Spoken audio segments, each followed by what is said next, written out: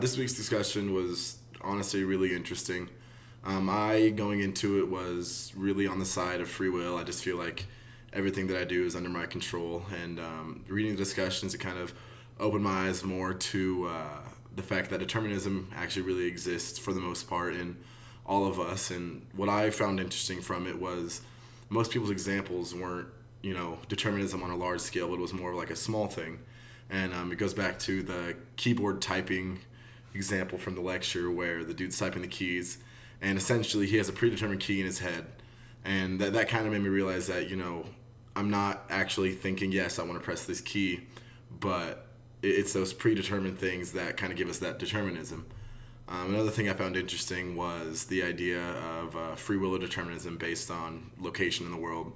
Whereas, like someone said, Western civilizations, we feel like we have more free will, but if you go to somewhere like North Korea, where most of your life is determined for you, that those people fall more subject to determinism.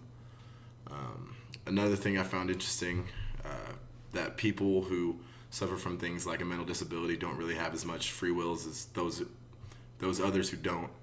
And it's just interesting that, like, someone was talking about you have someone with depression, and some of those symptoms are, sleeping all day, not really having the energy to do anything. And you could look at that and say that this person's lazy if you say that it's just free will, but knowing that they have something like depression, it really leads it to more of a determinism side where, it's something in your genetics, something going on in your life, environmental factors that are really shaping what you're doing with your life. And, that's not, you don't really have the choice in that case.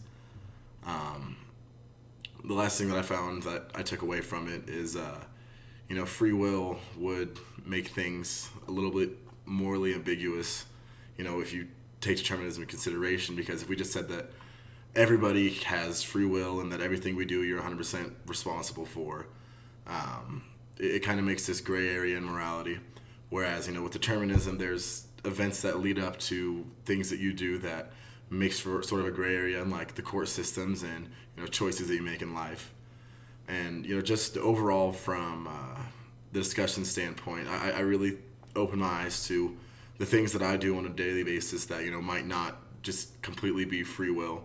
And, a point that I made in mind, though, is that, like, sometimes you get in this mode of autonomy, which is like determinism, where you're just kind of going throughout your day not thinking about it. And that's not really free will. But me personally, I, like, take the time out of the day to think in my head to do something to, like, let me know that I am in control. So, like, I'll just, like, shake my arm because I said, hey, this is my body, I'm going to shake my arm. And that's why I don't think that you can either say that it's one side or the other. And I think most people in the discussion agreed with that.